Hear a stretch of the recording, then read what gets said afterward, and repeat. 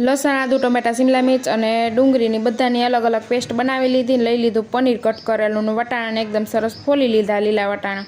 હવે પનીરને લાલ થાય ત્યાં સુધી તળી લીધું છે. હવે વઘાર કરીશું. વઘાર માટે સૌપ્રથમ નાખશું ડુંગળીની પેસ્ટ, ત્યારબાદ નાખશું જીરું. લોંગ વિડીયો આવી ગયો છે મટર પનીરનો યુટ્યુબ ચેનલ ઉપર, તો જરૂરથી જુઓ. તો ડુંગળી આપણી એકદમ સરસ લાલ થવા માંડી હતી. ત્યારબાદ નાખશું આપણા ટમેટા અને શિમલા મિર્ચની પેસ્ટ, જે બહુ મસ્ત તેનો સ્વાદ આવે છે. ત્યારબાદ નાખશું આપણે લાલ મરચું પાવડર, ધાણા જીરું પાવડર, હળદર પાવડર, કલર માટે લાલ કાશ્મીરી મરચું પાવડર અને લસણ આદુની પેસ્ટ નાખી દઈશું. અને નાખશું પનીર મસાલો. બધી જ ગ્રેવીને તેલ છૂટું પડી જાય ત્યાં સુધી પાકવા દેશું. ત્યારબાદ વટાણા નાખીને ઢાંકીને પાકવા દેશું, એટલે વટાણા આપણા એકદમ સરસ નરમ થઈ જાય.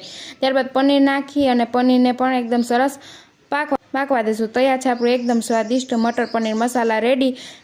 લોંગ વિડીયો આવી ગયો છે યુટ્યુબ ચેનલ ઉપર, ને આ વિડીયો ગમ્યો હોય વિડીયોને કરી દેજો લાઈક, શેર અને સબસ્ક્રાઈબ.